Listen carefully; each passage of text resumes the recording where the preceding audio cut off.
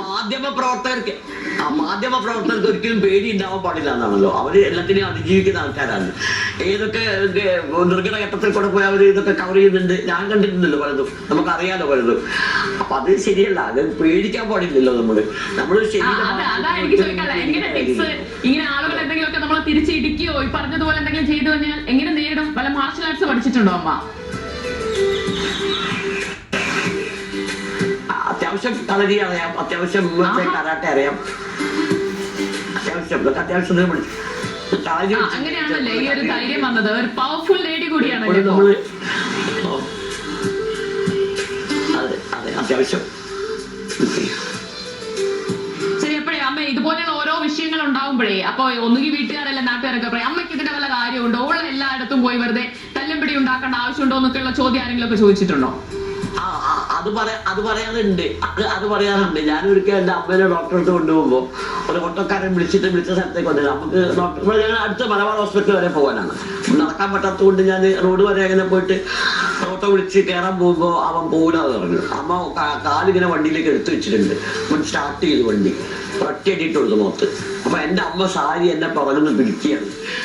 ആടുകളെ അടിക്കാൻ പോയിട്ടുണ്ടോ, നീ എന്താ കാണിക്കുന്നതെന്ന് വെച്ചിട്ട്. മനസ്സിലായി. അപ്പൊ ആ കണ്ടു നിൽക്കുന്ന ഒരു മനുഷ്യൻ പറഞ്ഞു അവന് കിട്ടുന്നത് തന്നെയാണെന്ന് പറഞ്ഞു. ഒരു വണ്ടിക്കാരൻ അപ്പുറത്ത് നിൽക്കുന്നത്, അപ്പൊ അവന് കിട്ടുന്നത് തന്നെയാണെന്ന് പറഞ്ഞു. അങ്ങനെയൊക്കെ സംഭവങ്ങൾ ഉണ്ടായിട്ട് പറഞ്ഞ സ്ഥലത്ത് നിർത്താതെ വേറെ എവിടെയും കൊണ്ട് നിർത്തുക, അവര് ചെവിയിൽ ഇയർഫോൺ വെച്ചിട്ട് വണ്ടി ഓടിക്കുക, അതൊക്കെ പ്രതികരിച്ചിട്ടുണ്ട്. ഉണ്ട് അതൊക്കെ അത് സമയത്ത് ചുള്ളിട്ടിലെടുക്കാം. ഈ വീഡിയോ ഇപ്പൊ ഭയങ്കര വൈറലാണല്ലോ സോഷ്യൽ മീഡിയയിൽ. ഇതിപ്പോ കാണാത്ത ആൾക്കാരുണ്ടാവില്ല. അപ്പൊ മാധ്യമങ്ങളായാലും ഇത് ഏറ്റെടുത്തിരിക്കുകയാണ്. ആരൊക്കെ വിളിച്ചു അമ്മേ ഈ വീഡിയോ വൈറലായതിനു ശേഷം? അതെ, എന്റെ മാധ്യമങ്ങൾ എന്നെ വിളിച്ചുള്ളൂ. പിന്നെ എന്റെ ഹോസ്റ്റലിൽ ഉണ്ടായിരുന്ന കുട്ടികൾ, ഞാൻ വർക്ക് ചെയ്തിരുന്നു. ഞാൻ തിരുവനന്തപുരം, എറണാകുളം, കോഴിക്കോടൊക്കെ ഹോസ്റ്റലിൽ ഒരുപാട് കുട്ടികളുണ്ടല്ലോ. സെക്രട്ടേറിയറ്റ് പോലുള്ള ജീവനക്കാരുണ്ടായിരുന്നു, പഠിക്കുന്ന കുട്ടികൾ. അവരൊക്കെ വിളിച്ചു, കുറെ കുട്ടികൾ വിളിച്ചു. അവരുടെ നമ്പറുള്ളവരൊക്കെ എന്നെ വിളിച്ചു. അല്ലാത്തവരൊക്കെ അവർക്ക് മെസ്സേജ് കൊടുത്തു. അവരൊക്കെ മെസ്സേജ് ഇട്ടുകൊണ്ടിരിക്കുന്നു, പിന്നെ വിളിച്ചുകൊണ്ടിരിക്കുന്നു. അവർക്കറിയാം നമ്മളെ വാർഡനല്ലേ എന്നുള്ള നമുക്കറിയാം. അത് വാർഡൻ തന്നെ ആയിരിക്കും. മാതൃഭൂമിയിൽ ഒരു ശ്രീമതി ഭട്ട് എന്ന് പറഞ്ഞൊരു പ്രവർത്തകയുണ്ടായി. അവരെന്റെ ഹോസ്റ്റലിൽ ഉണ്ടായിരുന്നു. അവരെ വിളിച്ചു. അവര് അവരെ മാതൃഭൂമിക്കാർക്ക് നമ്പർ കൊടുത്തത് അവരാണ്. അങ്ങനെയൊക്കെ. പിന്നെ KV കല അറിയോ? മാതൃഭൂമിയിലുള്ള അവർ നമ്മളായിട്ട് വളരെ ക്ലോസ് ഫ്രണ്ടാണ്, നമ്മളെ ഫാമിലി ഫ്രണ്ടാണ്.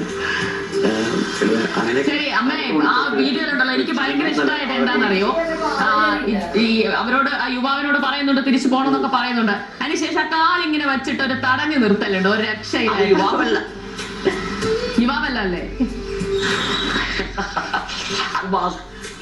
യുവാവല്ല, അയാളൊരു മധ്യവയസ്കനാണെന്ന് തോന്നുന്നു കണ്ടിട്ട്. എനിക്ക് അങ്ങനെ തോന്നിയത്, ശരീരപ്രകൃതിയൊക്കെ കണ്ടപ്പോ അങ്ങനെയാണ് തോന്നിയത്. അമ്മ രാഷ്ട്രീയ പ്രവർത്തനത്തിലുണ്ടായിരുന്നു എന്ന് പറഞ്ഞു. ഇതല്ലാതെ തൊഴിൽ മേഖല എന്തായിരുന്നു? വാർഡനായിട്ട് വർക്ക് ചെയ്തിട്ടുണ്ട് 3 ടേം. അതായിട്ട് തിരുവനന്തപുരം വർക്കിംഗ് വുമൻസ് ഹോസ്റ്റൽ 3 വർഷം അവിടെ ജോലി ചെയ്തിട്ടുണ്ട്. അപ്പൊ അവിടുന്ന് ചെറിയ പ്രശ്നം ഉണ്ടായി. അപ്പൊ അവര് ഒരു കമ്മിറ്റി നടന്നതായിരുന്നല്ലോ. അപ്പൊ അതുമായിട്ട് ഒരു ക്ലാഷ് ഒക്കെ ഉണ്ടായി. അപ്പൊ അങ്ങനെ അവിടുന്ന് കുറച്ച് പ്രശ്നങ്ങളൊക്കെ ഉണ്ടാക്കിയിട്ടാണ് ഞാൻ പോകുന്നത്. അവർക്കും പണി കൊടുത്തിട്ടാണ് പോകുന്നത്. അമ്മ ഡ്രൈവിംഗ് പഠിച്ചിട്ടുണ്ട് അല്ലേ? അപ്പൊ ഡ്രൈവിംഗ് അറിയാം, വണ്ടി എടുക്കാറുണ്ടോ? ഇല്ല, ഞാൻ ലൈസൻസ് ഒന്നും എടുത്തില്ല. അന്നത്തെ കാലത്ത് എന്റെ അച്ഛൻ ഡ്രൈവറായിരുന്നു. അതുകൊണ്ട് അങ്ങനെ ഒരു തൊഴിൽ പഠിച്ചതാണ്. അതിന് ലൈസൻസ് ഒന്നും എടുക്കേണ്ട ആ പ്രായമല്ലല്ലോ. 70-ലാണ് ഞാൻ അത് SLC പഠിച്ച സമയത്താണ്. അപ്പൊ അന്നത്തെ കാലത്ത് അങ്ങനെ അത് പഠിച്ചിരുന്നു എന്ന് മാത്രമേ ഉള്ളൂ. അതിന്റെ മുമ്പ് സൈക്ലിംഗ് എന്നെ പഠിപ്പിച്ചിട്ടുണ്ടായിരുന്നു എന്റെ. അപ്പൊ അതൊക്കെ അറിയാം. ഞാൻ സൈക്കിൾ വാലയാണെന്ന് പണ്ട് ഞാൻ ഇലക്ഷന്റെ സമയത്തൊക്കെ ഒന്ന് ശരിക്കും പ്രയോഗിച്ചിട്ടുണ്ട്. അന്നത്തെ കാലത്ത് കേട്ടോ. ഇപ്പൊ ഒരു പുതുമയല്ലല്ലോ. അന്നത്തെ കാലത്ത് ഒരു പുതുമയാണ്. ഇപ്പോഴും ആള് എന്നെ അന്ന് ഓർക്കുന്നുണ്ട് ചിലര്. നിങ്ങൾ അങ്ങനെ സൈക്കിൾ ഓടിച്ചു പോയി എനിക്ക് അറിയാമെന്നൊക്കെ പറഞ്ഞിട്ട്. അവസാനമായിട്ട് ഒരേ ഒരു കാര്യം കൂടി, അമ്മ ഇന്ന് ദേശീയ വനിതാ ദിനമായിട്ട് ആചരിക്കുകയാണ്. അപ്പോൾ വനിതകളുടെ ഒരു ദിനം കൂടിയാണ്.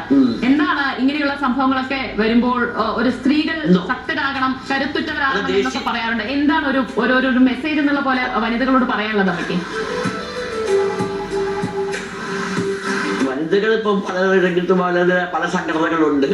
ഒരുപാട് സംഘടനകൾ, ഫെമിനിസ്റ്റുകളുണ്ട്, രാഷ്ട്രീയ സംഘടനയുടെ വനിതാ സംഘടനകളുണ്ട്. ഈ രാഷ്ട്രീയ വനിതാ സംഘടനകളൊക്കെ എന്താ ചെയ്യുന്നത്? രാഷ്ട്രീയ പാർട്ടി പറയുന്ന മുദ്രാവാക്യങ്ങൾ ഏറ്റെടുക്കുക, അതിനുവേണ്ടി സമരം ചെയ്യാന്ന് മാത്രം. അല്ലാതെ അവരെ ഭരണം വരുമ്പോൾ അവർ ഒളിച്ചിരിക്കുകയും അവരെ ഭരണം അല്ലാത്തപ്പോൾ അവർ പുറത്തു വരികയും ചെയ്യുന്ന ഒരു സമീപനാണുള്ളത്. ഈ സ്ത്രീ സ്വാതന്ത്ര്യ ശാക്തീകരണം എന്നൊക്കെ പറയുന്നിടത്ത് പോലും വലിയ ഉണ്ടെന്ന് എനിക്ക് തോന്നിയിട്ടില്ല. ഞാൻ വർക്ക് ചെയ്യുന്ന കാലത്തും, പക്ഷെ ഞങ്ങളൊക്കെ തുടക്കത്തിലാണ് വർക്ക് ചെയ്തത്, അതുകൊണ്ട് നമുക്ക് ഒരുപാട് പണി ഉണ്ടായിരുന്നു. പിന്നുള്ളവർക്ക് സുഖമാണല്ലോ, പാതകളൊക്കെ വെട്ടിത്തെളിച്ച് അതിൽ കൂടെ സുഖമായി വണ്ടി ഓടിച്ച് പോയാൽ മതി. പിന്നെ അപ്പൊ അവർക്ക് ഇതേ ചെയ്യാൻ പറ്റുള്ളൂ. അപ്പൊ അതിന്റെ ഒരു പോരായ്മയുണ്ട്. പിന്നെ ഫെമിനിസ്റ്റുകൾ എന്ന് പറയുന്ന ആളുകൾ കുറച്ചുണ്ട്.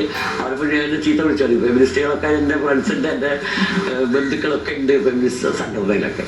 അപ്പൊ ഇന്നലെ എന്നെ വിളിച്ചിട്ടുണ്ടോ, അവരോട് ഒരു മീറ്റിങ്ങിന് വരാൻ പറയുന്നൊക്കെ പറഞ്ഞു. ഞാൻ ഫെമിനിസ്റ്റ് അല്ല, ഞാൻ ഇതിനെല്ലാം പോരാടുന്ന ഒരാളാണ്, പക്ഷെ ഞാൻ ഫെമിനിസ്റ്റ് അല്ല ഒരിക്കലും. അപ്പൊ അത് തെറ്റിദ്ധരിക്കപ്പെട്ടതാണെന്നൊക്കെ എന്നോട് വാദിച്ചു. അതുകൊട്ടെ അപ്പൊ അതിലുപരിയായി നമ്മളിപ്പോ പറഞ്ഞതുപോലെ സമൂഹത്തിലെ ദൈനംദിന ഇത്തരം പ്രശ്നങ്ങളിൽ ഇടപെടൽ ശക്തമാവണം.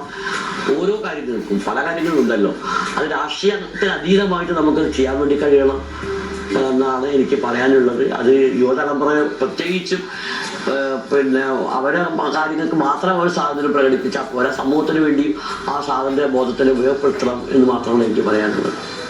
ശരി, എന്തായാലും അടിപൊളി അമ്മ, വളരെ സന്തോഷം അമ്മ അതിഥിയായി എത്തിയതിന്. ഇനി അമ്മയുടെ പോരാട്ടം തുടരട്ടെ. ഇങ്ങനെയുള്ള നിയമലംഘനങ്ങൾ ഉണ്ടാകുമ്പോൾ അമ്മയുടെ ശബ്ദം ഉയർത്തട്ടെ. അമ്മ ഒരുപാട് പേർക്ക് മോട്ടിവേഷൻ ആകട്ടെ, മാതൃകയാകട്ടെ. വളരെയധികം നന്ദി.